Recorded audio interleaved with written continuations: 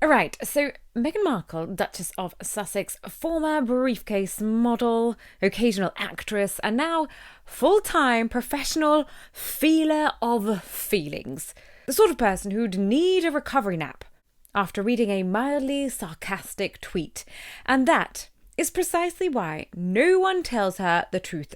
Probably terrified she'll lash out in an aggressive tirade before dissolving into a weepy puddle of essential oils and positive affirmations. Now, in the recent podcast, which is like a therapy session, she accidentally on purpose reveals that she's always been this emotionally flammable. Yes, even before she married Harry and fleetingly became a royal for about 5 minutes. And so what is it that she has said in this recent podcast that revealed this sensitive side? Let's get to the crunch. But before we dive into the drama, quick pause. If you could just ever so tenderly boop the subscribe button like you're petting a rescue hamster with abandonment issues, it would mean the absolute world to us here at the Crown Crunch family. Now, don't get me wrong, being sensitive isn't a crime. It can be a superpower, like reading people's vibes in meetings or detecting when someone's lying about eating your last chocolate digestive. But Meghan, she doesn't use her sensitivity as a superpower. She weaponizes it.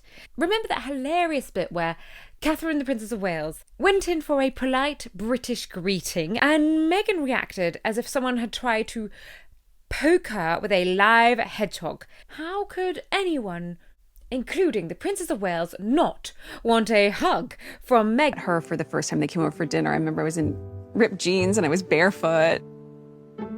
It's like I was a hugger. I've always been a hugger. I didn't realize that is really jarring for a lot of Brits. Cue the existential meltdown in front of the Netflix crew whilst filming her Netflix documentary due to the hurt she felt from the direct impact of Catherine, the Princess of Wales's harsh reactions to her desperate need to cuddle. I guess I'd started to understand very quickly that the formality on the outside carried through on the inside.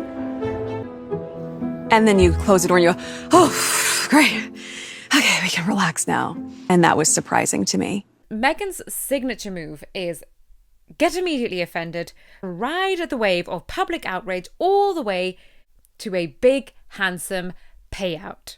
If you use your sensitivity like Meghan does as a full-blown excuse to massively overreact to absolutely everything, well, this is why nobody in her orbit will tell her the truth. Not even something simple like, perhaps don't wear that sofa cover on your wedding day. No, instead, everyone around her just nervously claps, praying she doesn't scream or start a podcast about it. Anyway, back to this said podcast. She starts reminiscing about her Suits days when nobody knew who she was, and apparently she had a motivational quote stuck to her wall, saying something about how she can't handle criticism so easily and is above it anyway. Let's have a look. There was this quote that I had up in my trailer when I was on Suits, talk about being a soothsayer or if it's divinely ordered. How on earth would this be the quote that I had printed up in my trailer? It says, I've already settled it for myself, so flattery and criticism go down the same drain, and I'm quite free.